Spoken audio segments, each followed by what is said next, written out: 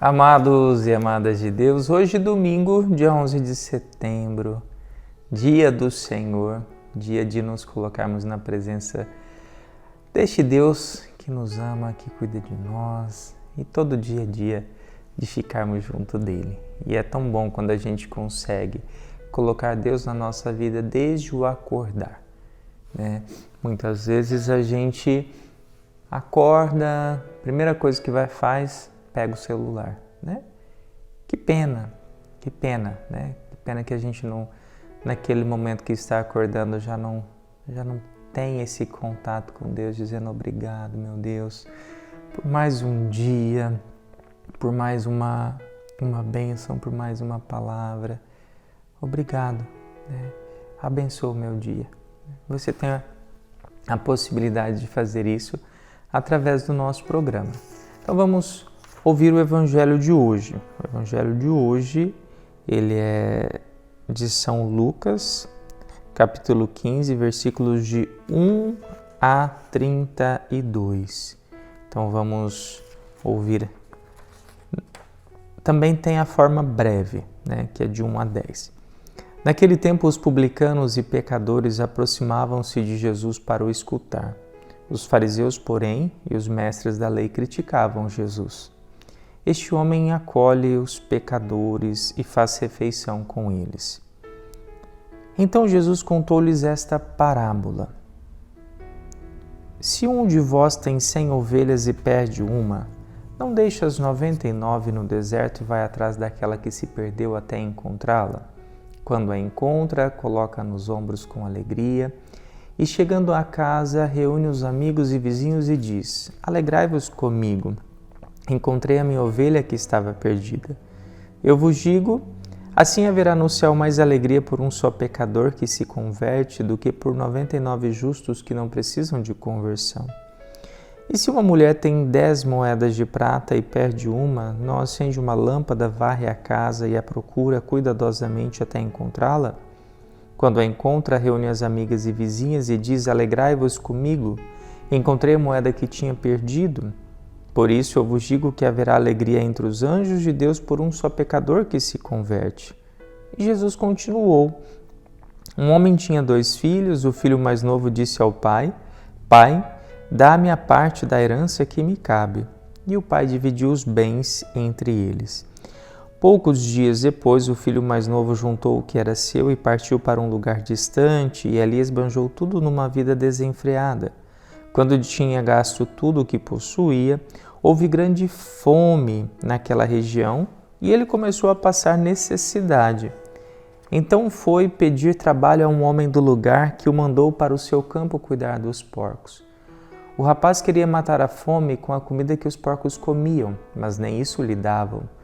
Então caiu em si e disse: Quantos empregados do meu pai têm pão com fartura e eu aqui morrendo de fome?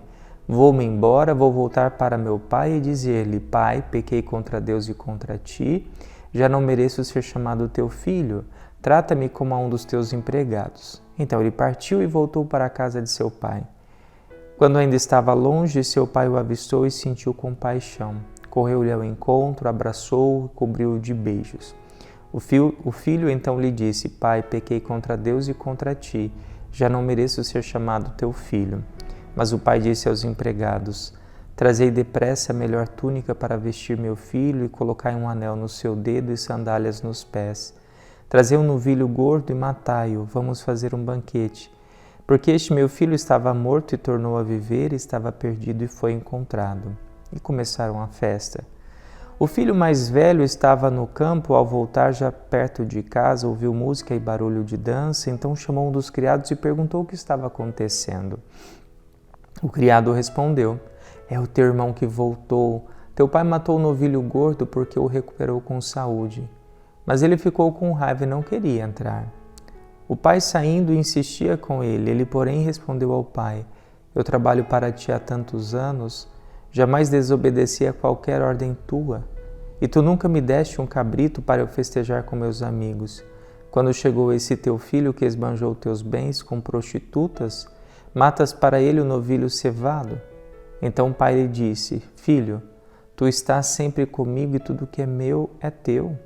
mas era preciso festejar e alegrar-nos, porque este teu irmão estava morto e tornou a viver, e estava perdido e foi encontrado. Palavra da salvação, glória a vós, Senhor. Amados e amadas de Deus, hoje nós podemos olhar para este domingo como o domingo que mostra esse Deus misericordioso, esse Deus que perdoa, não um Deus que não enxerga os nossos erros. Quando a gente pega a primeira leitura, nós vamos ver o quê? Ali tem Moisés, tem Deus fala para Moisés, olha, volta lá que esse povo se corrompeu. Fizeram um bezerro de ouro, de metal fundido, e estão adorando como se fosse deuses. E ali o Senhor disse para Moisés, eu vejo que esse povo é um povo de cabeça dura. Deixa que minha cólera se inflame contra eles e que eu os extermine. Então ali Moisés fala para Deus, não, calma, tem um pouquinho de paciência com esse povo, a gente vai tornar esse povo um povo tão numeroso. Moisés, ele convence Deus ali a não castigar, a não exterminar. E é muito interessante porque o Antigo Testamento tinha muito essa imagem de um Deus que extermina. Se você pegar o dilúvio, ali foi um extermínio em massa. Quando nós pegamos aqui também essa passagem, olha aí, Deus novamente querendo, não tendo misericórdia, mas no final, o que acontece? O Senhor desiste do mal que havia ameaçado fazer a seu povo, ou seja, a misericórdia. Salmo responsorial, Tende piedade, ó meu Deus, misericórdia, na imensidão do vosso amor purificai-me. Ele vem falar também da misericórdia, do arrependimento, e a misericórdia só acontece quando tem o arrependimento. Não tem como Deus ser misericordioso se nós não nos arrependemos dos nossos erros, das nossas falhas. Quando a gente pega a segunda leitura, São Paulo ele também está trazendo a misericórdia de Deus com ele. Olha, caríssimo, agradeço aquele que me deu força, Cristo Jesus, nosso Senhor, pela confiança que teve em mim, ao designar-me para o seu serviço, a mim que antes blasfemava, perseguia e insultava. Eu não merecia tamanha graça de Deus. Eu não merecia, mas encontrei misericórdia porque agia com a ignorância de quem não tem fé. Muitas vezes nós estamos ali agindo com a ignorância de quem não tem fé. E ali a pessoa, ela encontra misericórdia. E Deus torna, faz dela, por maior que tenha sido o seu pecado, faz dela um sinal. E é muito bonito isso, Então, assim, novamente, nós estamos vendo o quê?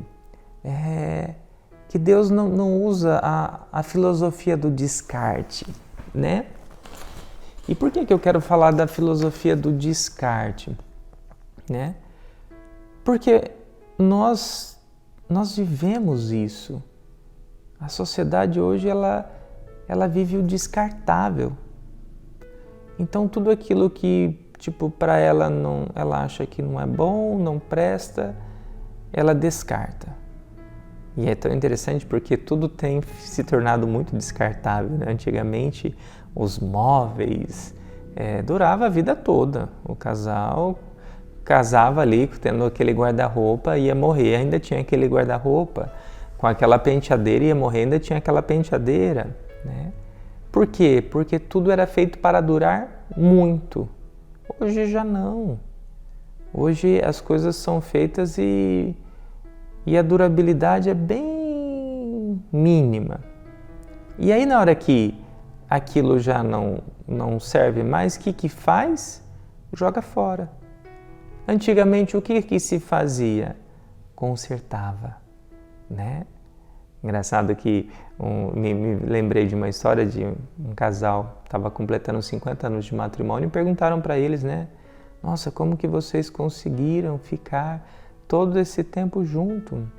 E aí o senhorzinho com muita sabedoria disse, é que nós viemos de uma época onde quando as coisas se quebravam, a gente consertava.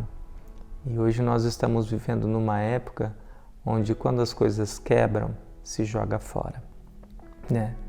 E o quanto isso acontece mesmo, né? O quanto ali nós vamos descartando. Então, na primeira leitura, estava quase que aparecendo que ia ter um descarte dessa população. Mas Deus, né, desistiu do mal. Salmo vem apresentar então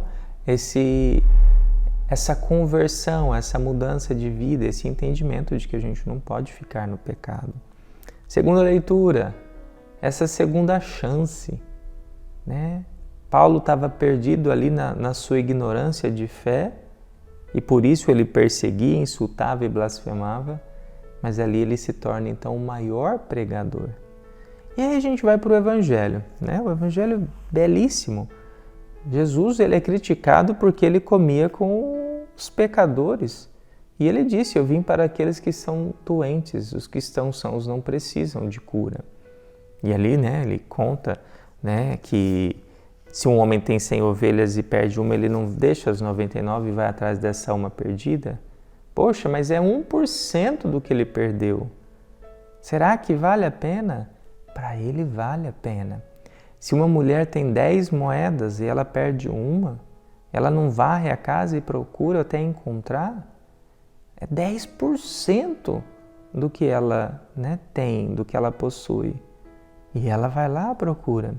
E aí depois ele conta a história desse pai que tem 2 filhos e um filho se perde, vai embora. São 50%, né? E o que nós conseguimos enxergar em todos esses momentos? Um Deus que não desiste. Jesus está com essas parábolas dizendo o que para nós? Deus não desiste de nenhum dos seus filhos. Deus não desiste de você, meu irmão. E por mais que você possa até se desviar, pecar, cair, Ele está sempre com as mãos estendidas para te levantar e não para te condenar. Olha que lindo podermos ver, né, essa grandeza de Deus. E aí quando ele conta essa história desse filho, né, que pede tudo, vai embora, é interessante que, né, ele foi buscar a sua alegria nas coisas do mundo. A casa do Pai, a casa de Deus não era tão alegre, né, para ele. Não fazia sentido. E quantas pessoas preferem, né, a casa do mundo do que a casa de Deus? Não tem tempo para Deus, quero viver. E aí chega um momento que o mundo trata como ele trata a todos, né? O mundo está interessado ali no dinheiro. Quantas pessoas se perdem aí achando que encontrou verdadeiros amigos? Não, né? E deixa de lado um grande amigo que é Deus. E ali então, quando ele se percebe sem nada, ele vai trabalhar na casa de um homem cuidando de porcos, né? E o porco, ele vive na sujeira, e é interessante porque aquele homem, ele está na sujeira do pecado. E aí ele percebe que na casa do pai dele, até os empregados eram tratados melhores, né? Ele fala, vou voltar e pedir para ser um empregado. Gente, esse ponto é muito importante, muitas pessoas não percebem. É ter a humildade para poder voltar. Tem muitas pessoas que ficam ali na sujeira, né, do pecado, até entendem que teriam um caminho de volta, mas não têm humildade. Né? Precisamos ter essa humildade como teve esse homem. E ele volta, mas volta com um discurso decorado. Pai, pequei contra Deus, contra ti, já não mereço ser chamado teu filho, trata-me como um dos teus empregados. O que acontece? O pai não deixa ele nem terminar o discurso. Já manda trazer túnica, anel, sandália. O que significa túnica, anel e sandália? Significa dignidade. Ele chegou todo emporcalhado. Ele foi purificado, restaurado, né? Quando isso acontece? No sacramento da confissão, da reconciliação. E aí depois o que acontece? Ele dá uma festa, o banquete. A Santa Missa é o banquete da festa para todos os convertidos. Mas tem aquele que não aceita a conversão do irmão. E aí, Jesus está falando daqueles publicanos lá, né? Os publicanos não, aqueles que estavam ali falando que Jesus sentava com, como fala? Com os pecadores, né? Naquele tempo, os publicanos e pecadores aproximavam de Jesus, os fariseus, né?